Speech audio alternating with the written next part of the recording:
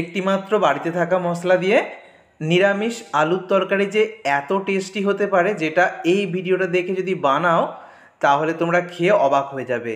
আর এই তরকারিটা রুটি, লুচি, পরোটা, মুড়ি সব কিছুর সাথে দারুণ লাগবে। আলুর তরকারি বা আলু চচ্চড়ি অনেক খেয়েছো, তবে একবার এই স্পেশাল মশলা দিয়ে বাড়িতে এইভাবে একবার বানিয়ে দেখো, কথা দিচ্ছি আঙুল চেটে খাবে।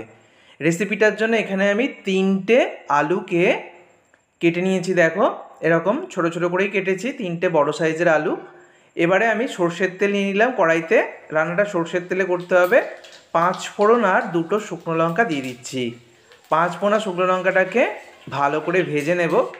তো ভাজা হয়ে গেলে তারপরে আমি দিয়ে দিচ্ছি এখানে টুকরো করে নেওয়া আলুগুলোকে খুব ভালো করে আমি জল দিয়ে ধুয়ে শুকিয়ে রেখে দিয়েছিলাম। খুব সামান্য হলুদ দেবো, রান্নাটাতে কিন্তু বেশি কিছু মশলা দেওয়ারও প্রয়োজন পড়ে না, আর হলুদটাও কিন্তু বেশি দেবে না। হলুদ দেওয়ার পর খুব ভালো করে আলুটাকে আমি 2 মিনিট ধরে ভেজে নিলাম। তারপরে দিয়ে দিচ্ছি একটু লবণ। তো লবণ দিয়ে আরও 1 মিনিট আলুটাকে ভালো করে ভাজবো। তো এখানে আমি চন্দ্রমুখী আলু ব্যবহার করেছি, তাই আলুটা সিদ্ধ হতে একদমই বেশি সময় লাগবে না। তো আলুটাকে 1 মিনিট ভাজার পর আমি একটা বড় সাইজের টমেটো কুচি আর দিয়ে দিলাম 2টো চেরা কাঁচা লঙ্কা। আবারও আমি মিনিট খানেক মতো ভালো করে ভেজে নেব। তারপর ঢাকা দিয়ে টমেটো আর আলুটাকে নরম হতে দেবো। গ্যাসের ফ্লেমটাকে মিডিয়ামে রেখে 2 মিনিট ধরে আমি ঢাকা দিয়ে নরম হতে দিয়েছিলাম। দেখো টমেটোটা কিন্তু পুরোপুরি গলিয়ে ফেললে হবে না। তো 2 মিনিট পর আমি আরও একটু নেড়ে ছেড়ে নিলাম। এবারে দিয়ে দিচ্ছি পরিমাণ মতো জল। এখানে কিন্তু জলটা খুব বেশি দেবেন, আবার একদম কম দিলেও হবে না, একটু মাখা মাখা হবে। তো ভালো করে নেড়ে ছেড়ে দিলাম। তারপর এটা যখন ফুটে উঠতে শুরু করেছে তখন আমি ঢাকা দিয়ে দিলাম আর ফ্লেমটাকে করে দিলাম মিডিয়ামে। ঠিক 5 মিনিট ঘড়ি ধরে আমি রান্না করে নিলাম।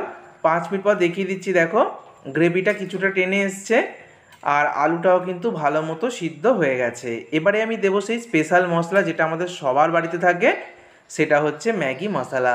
বাড়িতে ম্যাগির প্যাকেট সবারই থাকে, তো ম্যাগির প্যাকেটের মধ্যে যে ম্যাগি মশলা থাকে সেটা দিয়ে দেবে 1 প্যাকেট, অথবা বাজারে ম্যাগি মশলার প্যাকেট তোমরা কিনতেও পারবে। আরও একটু লবণ আর সামান্য চিনি ওপর থেকে ছড়িয়ে দিলাম। এই ম্যাগি মশলা দেওয়ার কারণে এই রান্নাটা হয়ে যাবে একদম সুপারহিট। সম্পূর্ণ নিরামিষ এই রান্নাতে ম্যাগি মশলার ব্যবহার করলে যে আলুর তরকারি টেস্ট কতটা অপূর্ব হতে পারে সেটা বাড়িতে একবার না বানালে বিশ্বাস হবে না। তোমরা ঠিক যেভাবে দেখালাম একদম শেষের দিকে এরকম 1 প্যাকেট ম্যাগি মশলা দিয়ে এই তরকারিটা বানাও। মাত্র 1 প্যাকেট ম্যাগি মশলাই এই আলুর তরকারিকে করে দেবে একদম দুর্দান্ত স্বাদের। আলুর তরকারি বাড়িতে অনেক খেয়েছো, তবে একবার এই ম্যাগি মশলা দিয়ে ঠিক যেভাবে দেখালাম এইভাবে আলুর তরকারি বানিয়ে দেখো, কথা দিচ্ছি বাড়ির সকলে চেটে পুটে খাবে। আর লুচি দিয়ে খেতে কিন্তু আমার বেশি ভালো লাগে। এই তরকারিটা আমি লুচি দিয়ে বেশি খেতে ভালোবাসি, আর রুটি দিয়েও কিন্তু দুর্দান্ত লাগবে, মুড়ি দিয়েও খাওয়া যাবে। অবশ্যই বাড়িতে ট্রাই করো। ভিডিওটাকে বন্ধুদের মধ্যে অনেক অনেক শেয়ার করো। ধন্যবাদ।